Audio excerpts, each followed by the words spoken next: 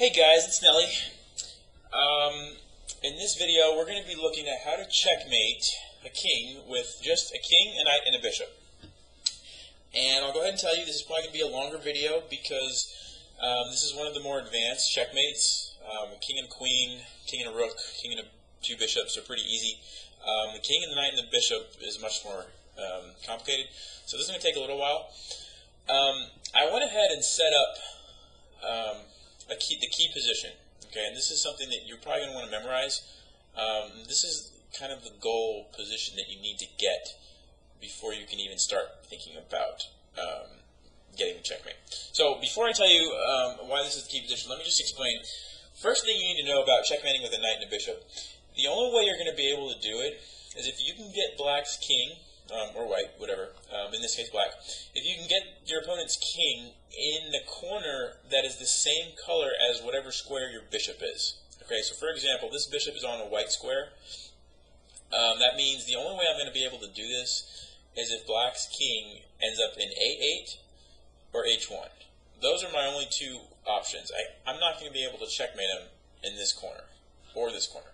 Okay, so if black knows that, or whoever you're playing, if they know that, they're going to run to those corners, okay, the opposite color of your bishop. And so that's why this key position is so important, because if they start running to that corner, eventually you're going to get this position right here. Okay, so for example, this guy ran to this corner, we get this position, and then we can start. Now, I realize when you play the game, it's not going to start like that, so I'm going to go ahead and just kind of put these pieces, wherever. I'll just say that they're here. Okay. And this is, this is how the game goes. And now we're trying to checkmate with a knight and a bishop. Okay. So the key position, which we're going to get now, is what you need to focus on. So actually, this is what I like to do. I just start trying to push the king to a corner. Okay. So you want to use your king and your bishop, and you're going to need to use your knight too. But basically, try to push him to a corner. And if he's smart, he's going to run to this one or this one. Okay, so let's see if, for example, if we were playing, I would move here. Remember, he's trying to stay in the center of the board as much as possible because in the center of the board is, you're not going to be able to checkmate him there. So, and he knows, we'll just say that he knows he doesn't want to go to this corner, so he's kind of running this direction. Okay. So most of it is with your king, but every now and then if he does something like this, you need to kind of use your bishop and sometimes your knight to force him back. Okay, so he doesn't want to go that way, so he's going to run this way. And we can use our bishop again. He doesn't want to go towards that corner because it's the same color as the bishop, so he would probably go here. Okay, now it's probably time to start thinking about bringing my knight up to help. So let's do that.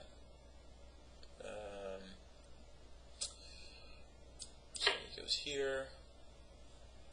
Now, I don't really want to let him out this way because once you get him close to the corner, you just want to focus on getting that key position. Okay, so let's say he goes, I don't know, here. Check. He goes here. Okay, so we're getting close. Let's see, there. Okay, so this is practically the key position. When I showed you before the bishop was here, it doesn't really matter where the bishop is. The important thing to remember is that your knight is controlling the corner. Okay, the corner that is opposite of your bishop. Okay, if it was on this corner, we could just try to checkmate him. But if he ran to one of these two corners, A1 or H8, you want your knight to control the corner and it be protected by your king, just like this. Okay. Now it's a little bit tricky because this could happen anywhere. So you have to be familiar with this position enough to know if it was, down here, you had your knight on F2 controlling the corner, and your king was on F3, and his king was down here on G1. Actually, that's a bad example because that's the wrong corner. But it could happen over here too. And so, like knight on C2, king on C3, bishop somewhere. So just realize that this, I'm showing you where it happens in the top right corner. It could also happen down here. My knight could even be on G3, or g6, sorry, his king here. This is also a key position because the knight is covering the corner. It just looks a little bit different, and in this case, it's going to change how things work. So keep in mind, I can't move there because the bishop threw a check. Anyway, keep in mind that this position can be different, okay? But once you get that, now we can actually start the process of checkmating him, okay? And what's going to happen is we're going to try to move this king from here all the way over to this corner and get checkmate. Now, he's not going to want to do that. He's going to try to stop us, so we're going to have to force him, but that's the idea, okay? So here's how it works. You would put your bishop here to stop him from going out this way, okay? Otherwise, he would try to escape here, but he can't. The corner is covered, so the only option that black has is to go this way, okay? Again, you're going to use your bishop and stop this square to where his only option is to go towards that corner. Okay, now is where it gets a little bit weird. Here's what you need to remember. Your knight is basically going to be doing something like this. Okay, it's going to almost make a W. So back here, here, here, here. Now, it's not going to happen, you know, consecutively, 1, 2, 3, 4. There's going to be moves in between, but that's kind of what you need to remember about your knight, okay? Just like I'm doing there. So we're going to go ahead and make the first move that the knight does, okay? And it stops him from going here. Now, this is where it gets a little tricky because black has two options. He can go back this way to try to stay as close as he can to this corner, or he can go this way and try to just escape, you know, out to the center of the board because it looks rather open. If all my pieces are over here, it looks like he's just going to be able to run and escape. Okay, so we're going to have to look at both of those. It doesn't matter which one he does, you're going to be able to checkmate him either way. So I'm going to start with this one. Okay, we're going to come back to the same position. So if he moves this way, if you remember what I said about the knight, we wanted to go here, here, here, kind of to that W shape. Well, that's what we're going to do. Okay, we're going to put him in check. He can't move that way, can't move up, has to go over. Then we can bring our king over to protect the knight. Again, he still can't move this way, okay, has to go over. Again, bring the king over. Now, he can try to stay over here, but that's when the bishop comes in. Check. Has to go back. And once again, we just leave our bishop here to force him over again. Okay? And remember, the knight went from here to here. Now we can go from here to here. Okay, so the same idea. We go back. If he tries to come over, we put him in check. Notice how, again, has to move this way. Bring our king over. Again, has to move over. We can bring our king over again. If he tries to escape, we use the bishop. Check. Okay, he goes there. We have him in the corner, and now it's just a matter of figuring out how to checkmate. And let's see. I don't know off the top of my head. I think I would go here because that would force him to move over. And now you just kind of have to look around. You can move your knight somewhere, move your bishop somewhere, try to see what's going to get checkmate. Let's see, if I move my knight here, he goes there. Yeah, so I think the easiest way to do this, you want to get your bishop over here to a6 to keep his king in the corner. So I'm going to move my knight. I'm going to get my bishop on a6, okay? And now just my king and bishop are trapping his king in the corner, okay? I can move this knight wherever I want, and his king's still going to be forced to go back and forth, okay? Then you just have to figure out, okay, where do I put my knight so that I can deliver the checkmate? So, let's see. I'm going to want my knight to go to c6 because that's, and I'll show you why in a second. So basically, then you have to move your knight. He's got to go back and forth. You get your knight to where it can go to the right square, okay? Now, and then it's just easy. You put him in check with the knight. He has to go to the corner, and your bishop comes in for the checkmate. Okay. So I know that was a lot, and we only looked at one of the options. Okay, so now we have to go back to that same position. And so I'm going to back to that position.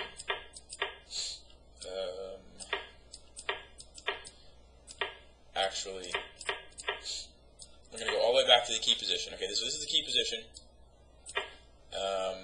If you remember, I said we move the bishop up, forces him over, move it up again to control the square, forces him over, and that's where we started this whole knight does the W thing, okay?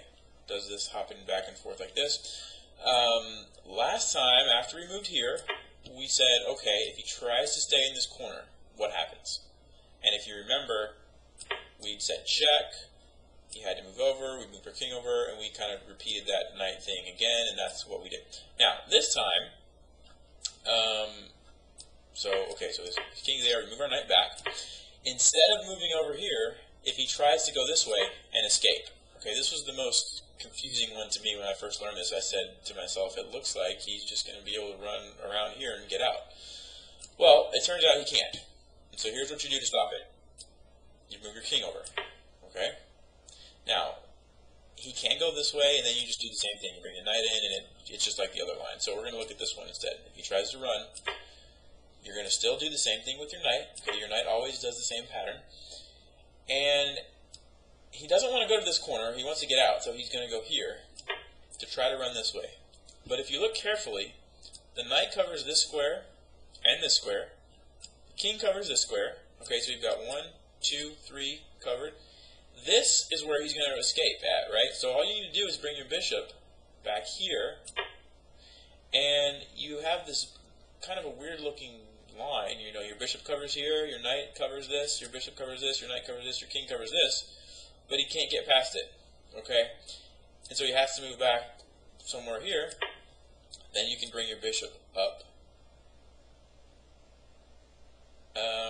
I believe it's here. Either b5 or even e4 works. I think this b5 is what I usually play. And then, again, he can't move up. He's pretty much stuck over here somewhere. So he might go here. You go here. He tries to run this way. You can't let him out there. So you bring the bishop back. And we're in the same position that we would have been in before. It took a little longer. We kind of had to go a roundabout way to do it, but we got the same position. Okay? And then the same thing as we saw before. Bishop comes down. King goes over. Knight would come back. If he tries to run this way, we put him in check. King goes over. Bring our king over. King goes over. Bring our king over. If he tries to get out this way, bishop, check. Has to go back because we're controlling that square. And then same thing before. We want to get our bishop over to a6. So easiest way is to move your knight to protect that square. Bring the bishop in. Put it on a6, and now you can figure out where you want your knight to go. Okay, your knight is going to need to cover this b8 square, okay, the dark square. And so if you look, d7 covers that square, also c6. So anywhere that your knight can go to one of those two squares. So I'm just going to go back here, over to e5, and now I can actually go to either one of those squares. Okay, he goes in the corner, put him in check. He moves there, and then the knight can come in for checkmate on either one of these squares. This one looks cooler, so we're going to go there. Checkmate. Okay? So, that's how it works. I'm going to play a bot, so just a computer, to give you an example of actually if you had to do it in practice. Okay, so here's a random position. I have a different color bishop, so this is a good example. So in this case, we're going to need to force king to one of these two squares. Okay, so the first thing I'm going to do is save my knight. My knight is under attack, so I'm going to just move it back. Now, I'm going to bring my king towards his king and try to force him into a corner. So let's... Okay, I don't want him to run this way, so I'm going to put my bishop there. Stop that. I don't really want to let him go here, so I'm going to put my knight there. And sometimes I don't actually know the best way to get to the key position. You kind of just got to, you know, mess around with it a little bit sometimes.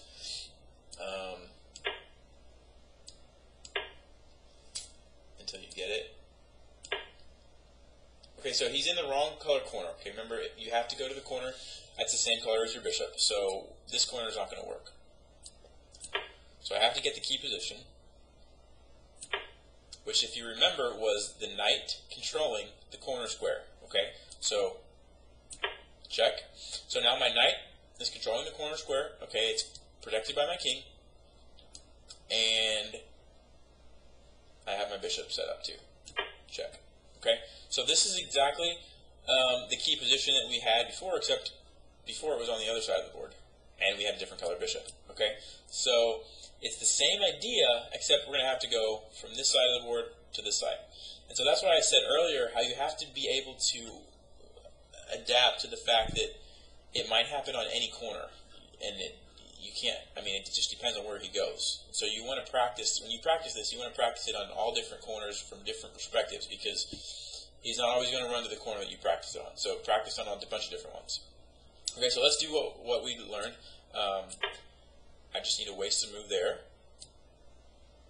Now I can close this square and force him to go over. Now remember, the knight does this pattern, makes like a W, so we're going to go ahead and start that. And he chose this one. Now he could have also went there, and then we put him in check, and same kind of thing. This is the one where he tries to run and escape. Okay, so if you remember, the king comes over, knight goes down, same thing for the knight.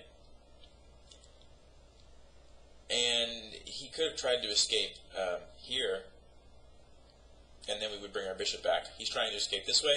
It's the same thing. Okay, we bring the bishop back here to stop him from escaping that way. And again, you just can move the bishop up. And notice how he's forced to go back. He has no other moves. Okay, so I can bring the bishop here.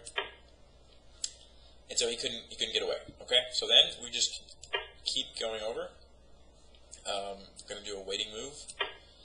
Now I want to control this square with the bishop to force him this way. And now I'm going to finish the W with the knight. So bring it back. And then bring it down. Check. Okay, I have to protect the knight.